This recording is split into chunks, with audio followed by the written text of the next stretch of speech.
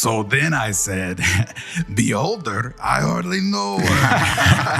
Yes, like the skeletons in my dungeon. That was quite humorous. Yeah. Oh, brother. And with that, it is time to continue our campaign of households and humans. Yes. Last time in our campaign, Derek received a mysterious email from the government. Yeah, Derek's in trouble. We don't really know that yet. Yeah, they just need you to appear in person or face the consequences because you're such a good human.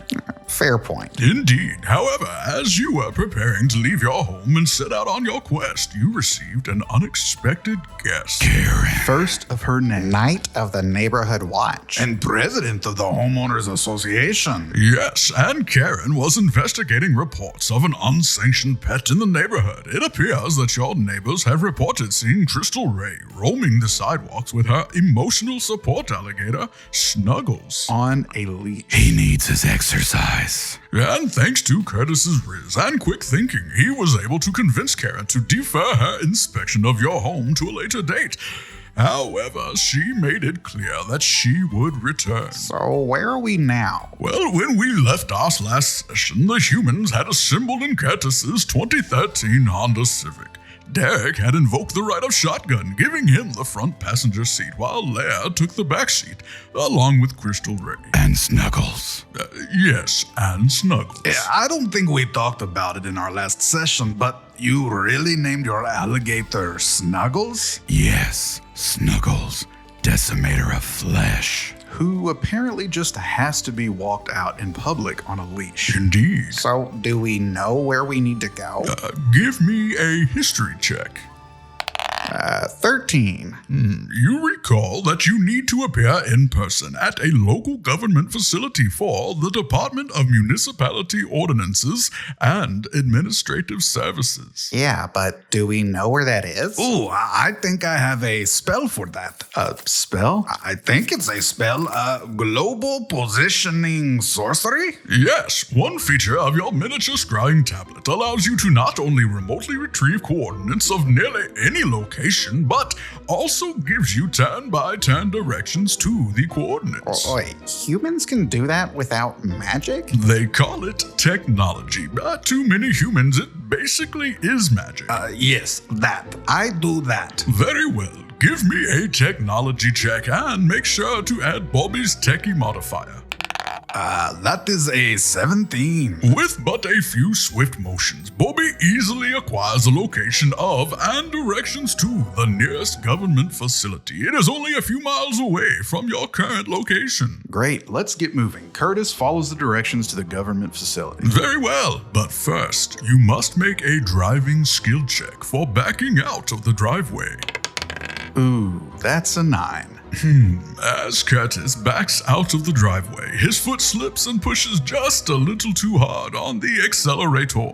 He quickly turns the wheel to turn into the road, but the speed of the vehicle leaves him little time to judge the distance between the rear end of the vehicle and the curb. As the car turns, he just barely clips the side of the mailbox. That's okay. We don't even need a mailbox. Nobody really uses the mail anyway. The mailbox, made of brick, shows no sign of damage. However, there is now a lengthy scratch along the back driver's side of the car. You notice Karen on the sidewalk just a few houses down. She turns at the sound of the commotion, shakes her head, and begins writing in her clipboard of ordinances. Oof. Well, now that that's out of the way, let's just go to the government facility. Very well. As you are driving through the quiet neighborhood, you see that a dog has slipped through an open gate. A teenager wearing large headphones starts jogging across the street without looking. The car ahead of you suddenly brakes with no signal, and the car behind you is tailgating your vehicle. What do you do? Oh boy. Speed up and go around them. You think I should? It sounds like what Crystal Ray would do. Then I probably shouldn't do that. Quickly, you must decide. Is there room to go around the car in front of me? It is a 2-lane street. Oh, well, then I'll use the other lane and go around them. Okay, roll for driving. Oh, 18. Well then, as Curtis swerves into the other lane for oncoming traffic, he notices another vehicle driving straight towards him. Uh-oh. Curtis, however, speeds up and swerves back into his lane, just narrowly missing the oncoming vehicle. Well, that was close. Curtis continues following the directions provided under Lair's guidance until you are but a few minutes away from the government facility. You come to a four-way intersection. There are 3 other vehicles, one at each of the stop signs. When you arrive at the stop, a pedestrian is standing on the corner to your left, hesitant to cross the street. You need to turn right. After you come to a complete stop, the vehicle to your left drives straight across. What do you do next? I'm sorry, what? I think the flow of traffic is counterclockwise, right? So you're the next one to go. But I just got here. As you are discussing your next action, the vehicle to your right makes a right-handed turn, and the pedestrian on the corner to your left crosses the street to the top left corner of the intersection. Another vehicle has just pulled up behind you and is inching ever closer to your rear bumper. No, the traffic goes clockwise at a four-way stop. Then why did the vehicle on the right go after the vehicle on the left? Maybe they don't know the rules of the road. Don't humans always complain about the driving capabilities of other humans? What race was the human on the right side of the intersection? Were they a female human? With your passive perception at the time of the crossing, you were unable to determine their race or gender through their tinted windows. Torik, the driver on the opposite side of the intersection, is waving at you, and the vehicle behind you is so close you can almost feel your bumpers touching. I'll just wave back and wait for them to go, and then I'll make my turn. Very well. A few long seconds pass as you wave and wait for the other driver to make their move. The vehicle behind you makes a short honking noise before the vehicle opposite the intersection finally makes their left-hand turn. Another vehicle has just pulled up to your left. Another one. Okay, I make my turn. Roll a driving check. Again? Oh man, that's a 7. Well, you make your turn following directions, seemingly without issue. The vehicle that was to your left makes their right-hand turn, and the vehicle that was behind you drives straight through the intersection. You can see the top of the government building cresting just over the hill at the end of the road. Finally. And suddenly, you hear the high-pitched screech of a siren. Wait, sirens exist in the human's realm? I dated a siren once. And? Oh, nothing. That's it. What do you mean that's it? Yeah, you can't just drop something like that on us and not elaborate. I mean, there's not much to it. I was polymorphed and hanging out with some humans on a boat when we heard this really beautiful singing voice coming from an island in the distance. It was hypnotic. In fact, I kind of zoned out for a bit, and the next thing I know, I'm on this island back in my normal dragon form, and this gorgeous fish lady with wings is serving me one of the best meals I've ever eaten. Your crew? Oh yeah, I never saw them again. Rena, that was the siren's name, told me they just left me after I returned to my dragon form. I guess they were freaked out, so she took care of me. She was really sweet. Who's gonna tell him? Tell me what? It's not those kinds of sirens that you hear. These are the sirens of a law enforcement vehicle.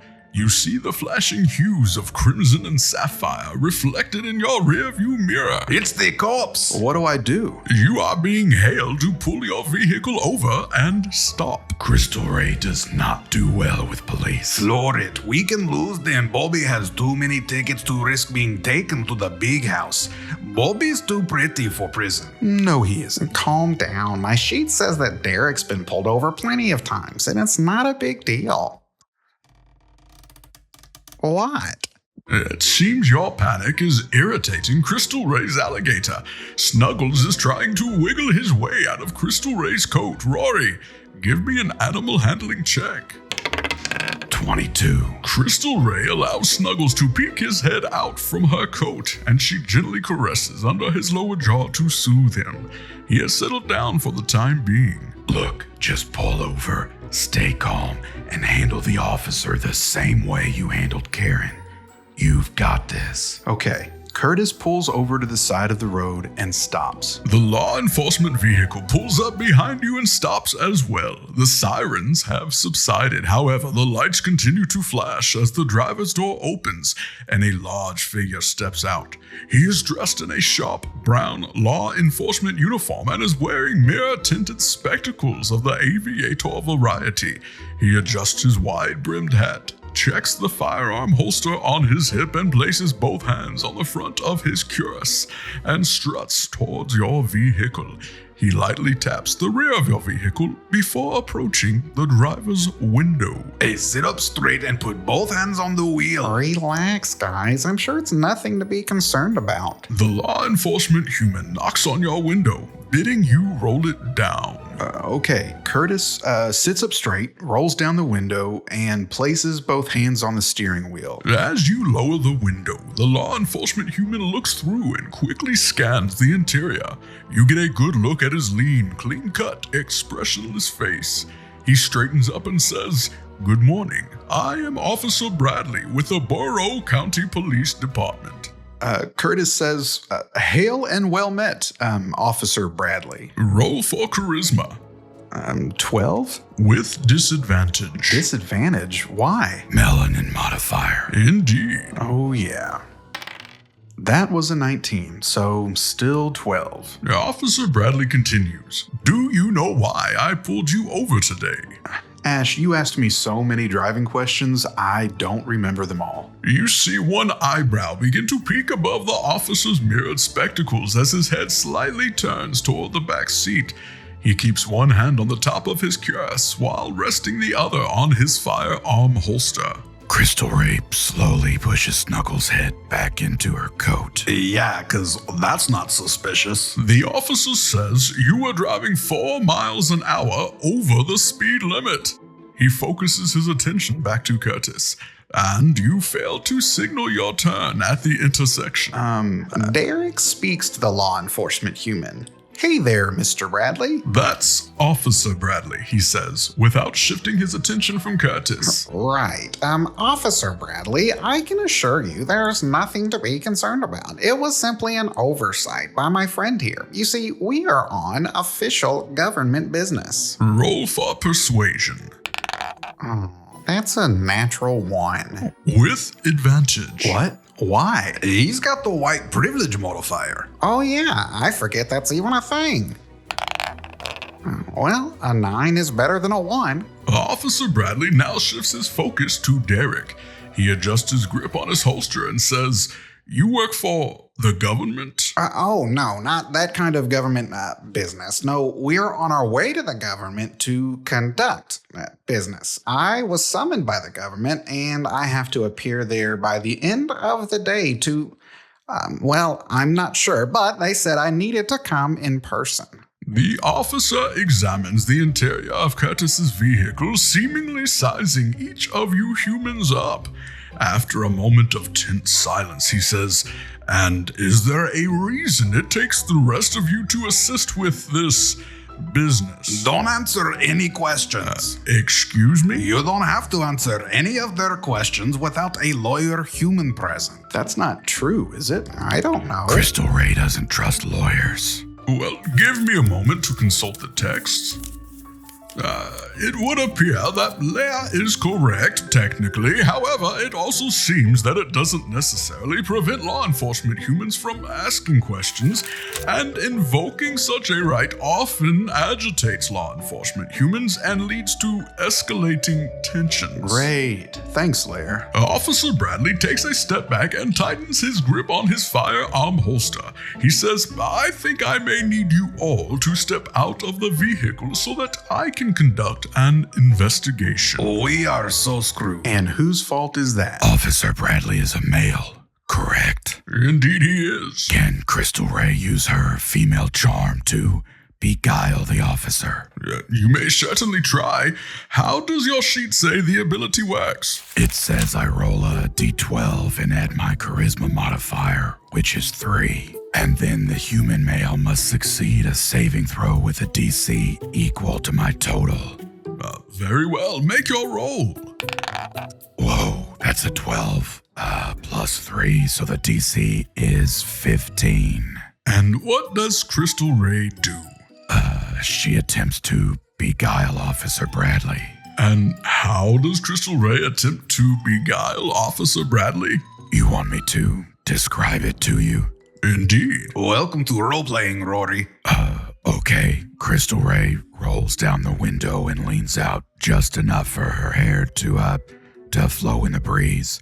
And she says, excuse me, officer. Officer Bradley focuses his attention on Crystal Ray. He reaches up and lowers his spectacles so that he makes eye contact with her. He says, yes, ma'am. She says, I'm sorry for the inconvenience, officer. I assure you that my friends have nothing but the best intentions. We are only trying to help a friend in need. Surely a man of justice such as yourself can relate. That's it? And she smiles and bats her eyes. Is that enough for you? I mean, I guess. Officer Bradley maintains his expressionless gaze as he watches Crystal Ray. When she finishes speaking, he pushes his glasses back up to his eyes and stands up straight. His face remains hardened as he eyes each of you from behind his mirror shades. We are doomed. A tense moment of silence passes. Suddenly, his demeanor softens, and the corners of his mouth crack a smile. He removes his glasses and hangs them on his cuirass. He removes his hat and holds it at his midsection while he removes his other hand from his holster and uses it to brush his hair back. He says, yes, ma'am, I can relate, and I must say that I think it is quite admirable of you to care so much for your friends. Wow. Yeah, he definitely failed the saving throw. Officer Bradley smiles warmly at Crystal Ray, and then he looks at Curtis. He says, I suppose I can let you off with a warning this time. He returns his hat to his head and straightens up. Thank you, officer. He says, mind the speed limit and use your turn signal. Obey the laws of the road.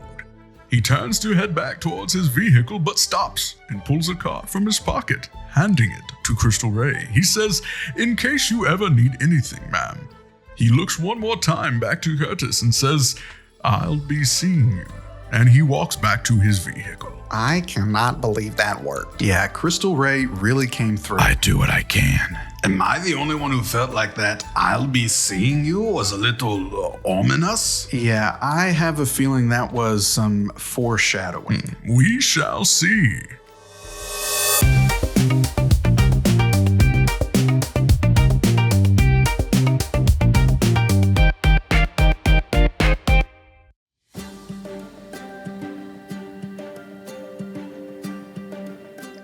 Now, with that brilliant success, it's time to roll for Hormonal Chaos.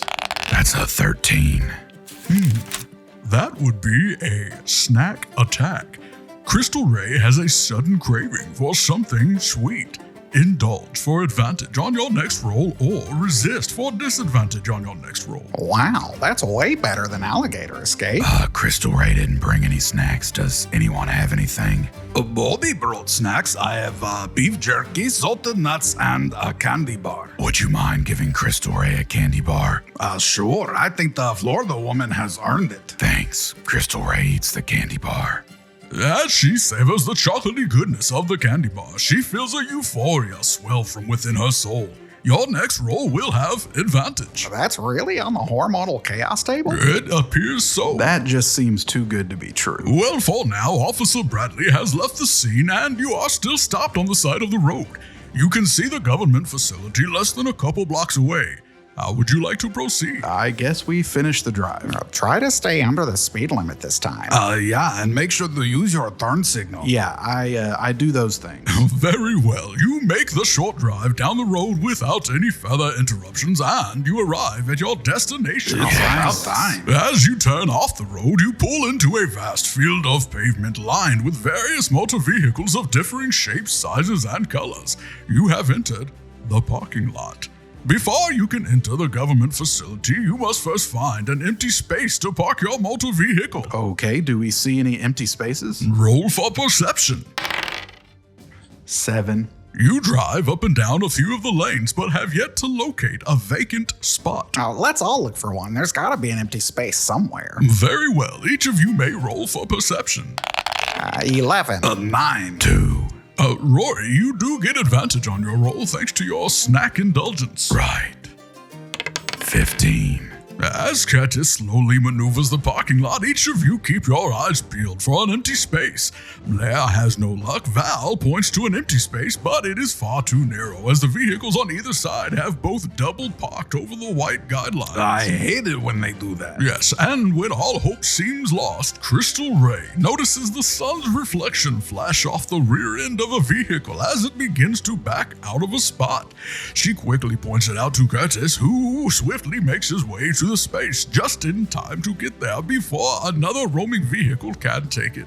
Torek, if you would like to park here, please give me a driving check. Oh, now I roll high. 19.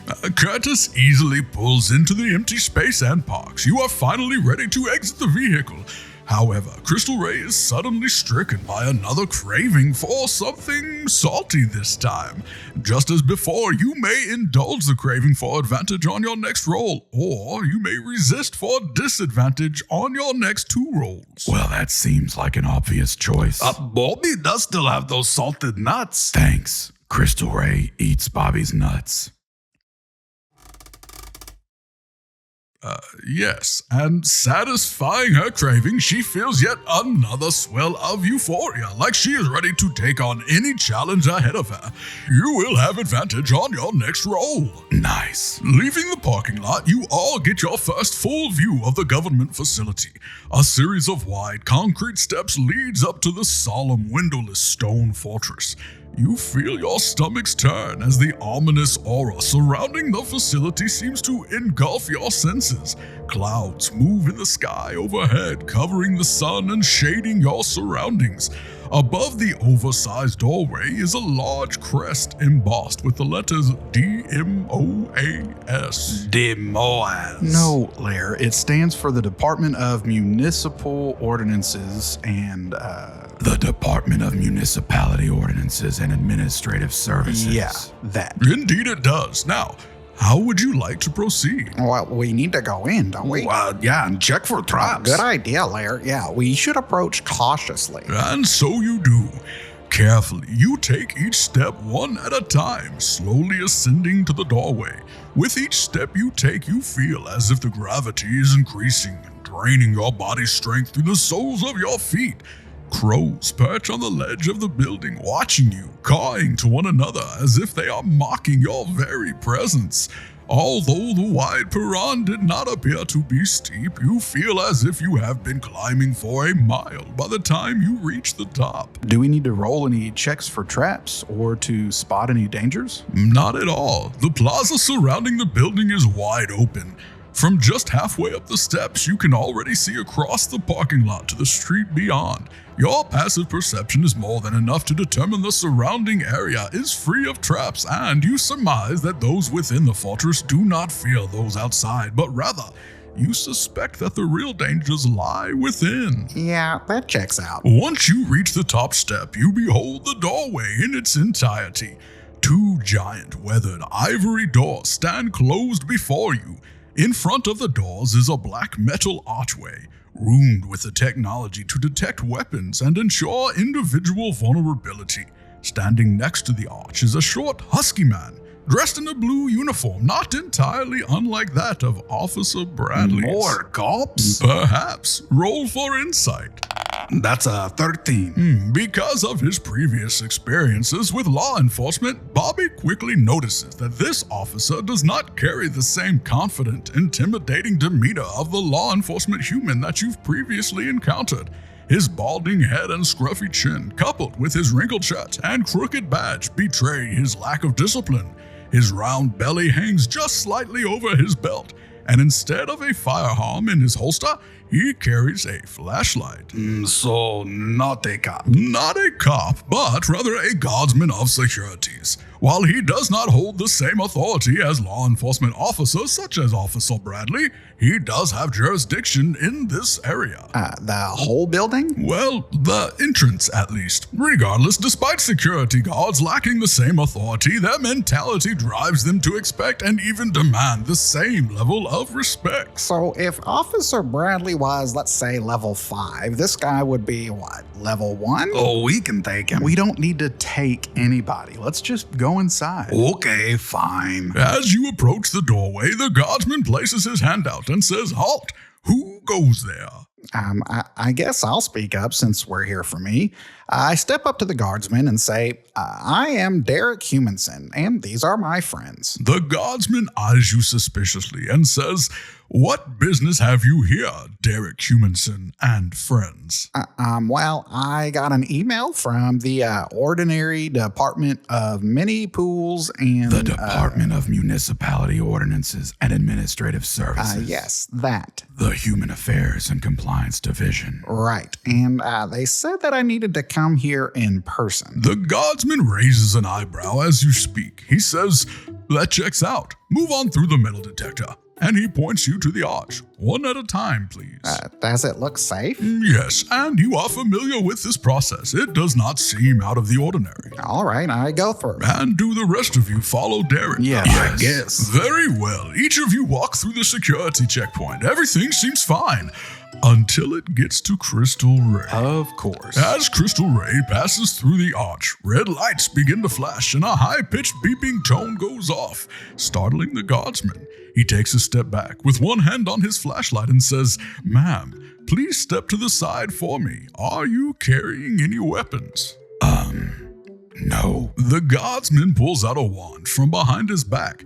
It looks more like a paddle than a wand, about a foot long. He says to Crystal, "Please hold your arms out to the side," as he hovers the wand over her body. As he waves it over the front of Crystal Ray's coat, it begins to flash and beep. He says, "Ma'am, do you have anything metal underneath your coat?" Oh, that's probably just Snuggles' collar. The guardsman looks at you confused and he says, "Snuggles, is that a pet?" Yes. "Unfortunately, ma'am, pets are not allowed inside the facility," he says. However, his mood does seem to lighten. He says, "But I don't mind watching it for you. I love animals." He puts the wand away and holds out his hands. Well, if you say so. Crystal Ray opens her coat and pulls Snuggles out. As you remove Snuggles from your coat, the guardsman shrieks in horror. He exclaims, "Is that an alligator?" Yes, this is Snuggles. Thank you for offering to watch him. The guardsman takes a step back and pulls out his flashlight, wielding it like a baton. His face turns red and his voice escalates. "Ma'am, you cannot seriously think that you can bring an alligator to a government facility. You need to leave at once." Great. But Snuggles is an emotional support alligator. The guardsman doesn't take his eyes off Snuggles as the alligator wiggles in your arm, its tail wagging and jaws snapping. The guardsman says, "I don't care if it's the queen's pet. You can't bring an alligator in here." Well, I guess Crystal Ray is just going to have to wait outside. Now hold on just a minute. Snuggles is a certified emotional support animal and is protected by the law. Is that true? Yes, it is. And I have the certificate to prove it. Crystal Ray pulls out her certificate of emotional support and hands it to the guardsman. Under paragraph 17 of section 3 of the FHSNA, that's the Florida Humans with Special Needs Act, all facilities that allow the public to enter must allow emotional support animals to enter without hindrance.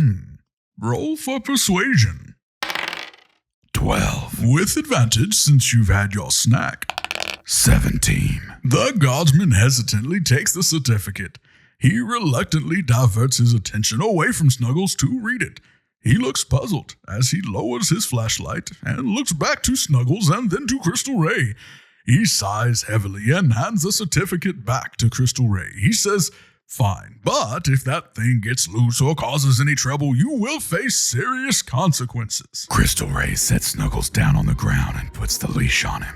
Don't worry, Snuggles is a good boy. Okay, I just gotta say, that was really cool. Florida Woman is on it today. Yeah, for real. Yeah, that went a lot better than I was expecting. Indeed. However, suddenly, Crystal Ray feels another snack craving, this time for something crunchy.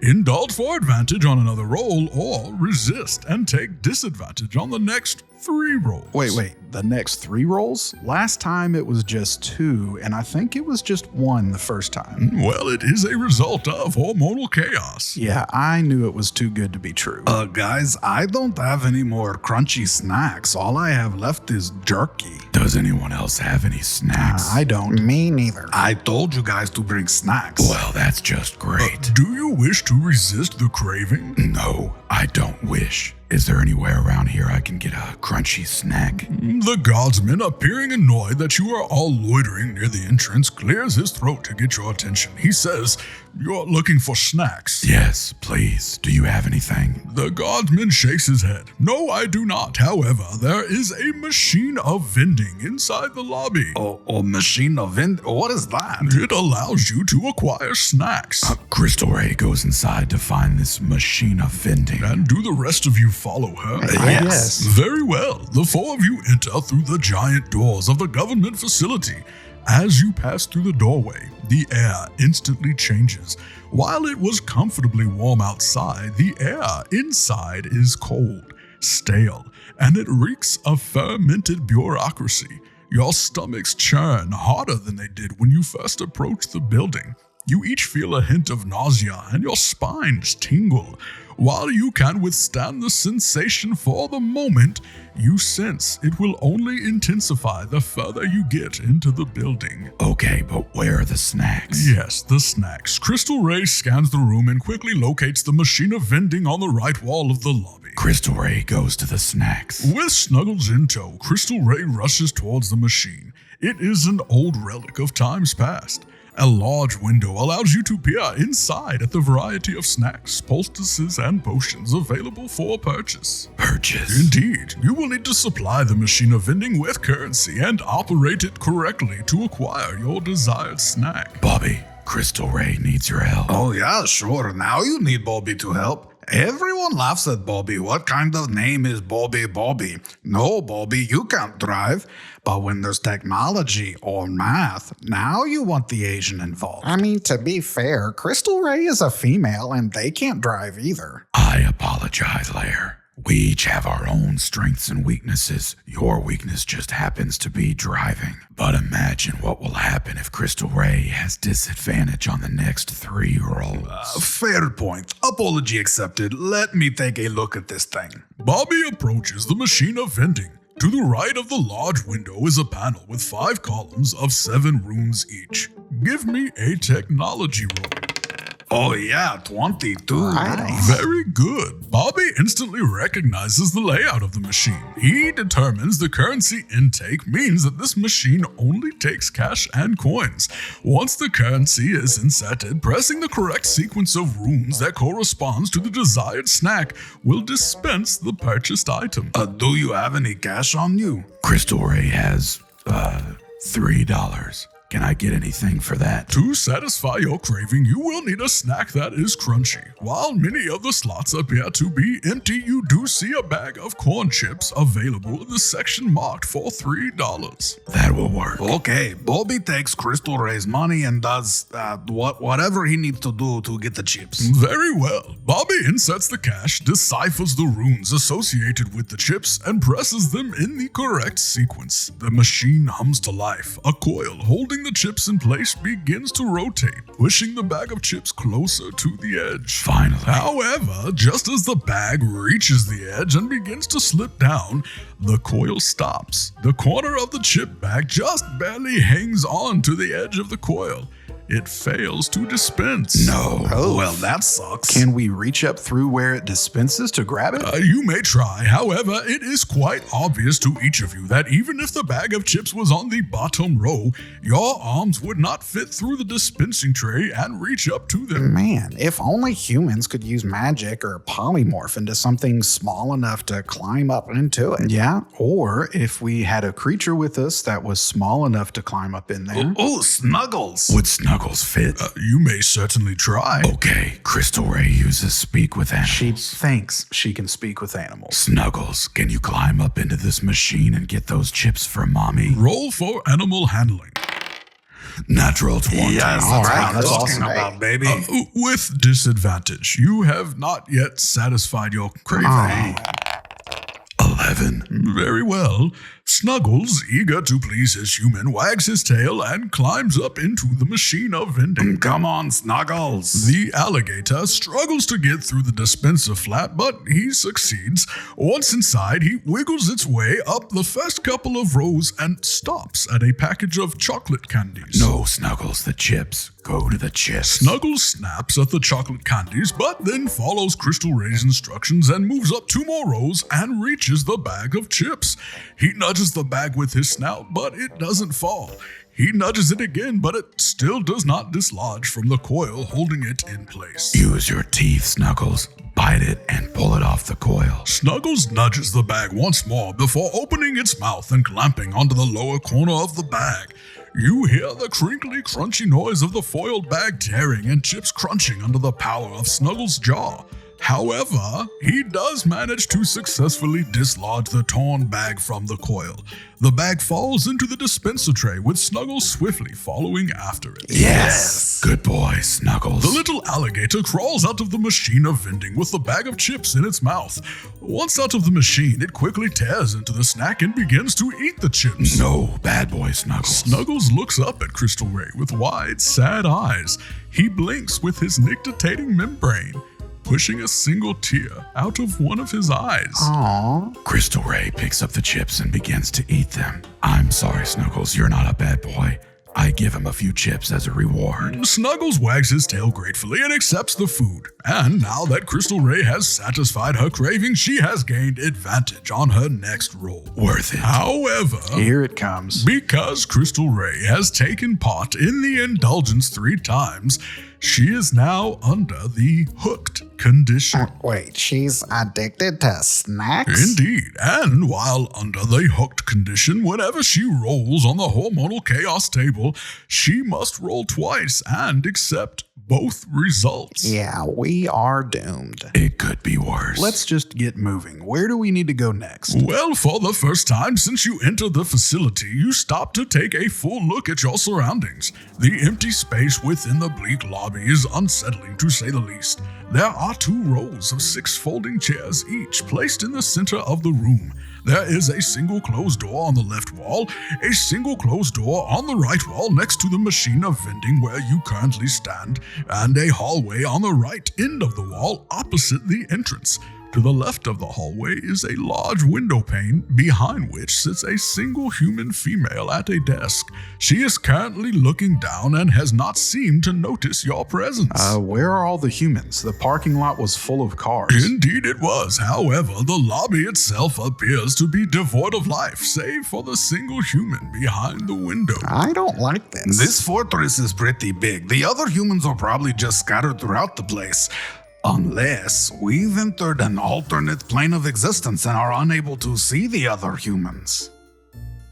Yeah, they're probably just somewhere else in the facility. Well, Derek should probably go up to the human at the desk and see what he needs to do. What? Why me? Because your human is the reason why we are here. Okay, fine. Derek goes up to the desk to talk to the human female. The female behind the desk is small in stature and is currently looking down at her miniature scrying tablet. She does not look up at you as you approach. Okay. Derek says, "Hello, my name is Derek Humanson, and I'm here to..." Without looking up from her phone, the female human interrupts you and dryly says, "Sign in and take a number." Okay. I'm just here to follow up on an email that I got. Still looking at her phone, she cuts you off and asks, Do you have an appointment? Well, no. She interrupts you and says, sign in, take a number.